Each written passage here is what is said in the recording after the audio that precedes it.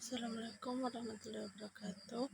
Perkenalkan, nama saya Marcia, NIM 2412306643 dari kelas C. Saya akan menjelaskan langkah-langkah proses bisnis dalam artikel analisis manajemen persediaan bahan baku pada UMKM Rengginang. Langkah pertama yaitu mengidentifikasi proses bisnis. Kita harus mengamati dan mencatat seluruh aktivitas dalam rantai pasokan, mulai dari pengadaan bahan baku hingga distribusi produk. Mengidentifikasi aktor yang terlibat seperti pemasok, karyawan, dan pelanggan. 2. Mengumpulkan informasi, melakukan wawancara dengan pemilik dan karyawan untuk memahami alur kerja saat ini.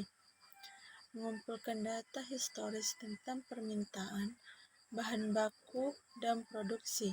Melakukan observasi langsung terhadap proses produksi dan penyimpanan bahan baku.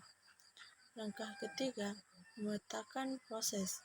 Membuat diagram alur proses bisnis, misalnya flowchart yang menggambarkan langkah-langkah dalam produksi rengginang bagian kriuk. Menentukan titik-titik kritis yang bisa menyebabkan hambatan atau inefisiensi. Keempat, menganalisis kelemahan dan hambatan. Mengidentifikasi kendala utama seperti kurangnya pengelolaan persediaan yang optimal dan ketidakseimbangan antara permintaan dan stok bahan baku. Penyebab utama hambatan, misalnya keterlambatan dalam pemesanan bahan baku atau penyimpanan yang kurang memadai. Kelima, merekomendasikan perbaikan menggunakan metode ekonomi order quantity untuk menentukan jumlah pemesanan bahan baku yang optimal.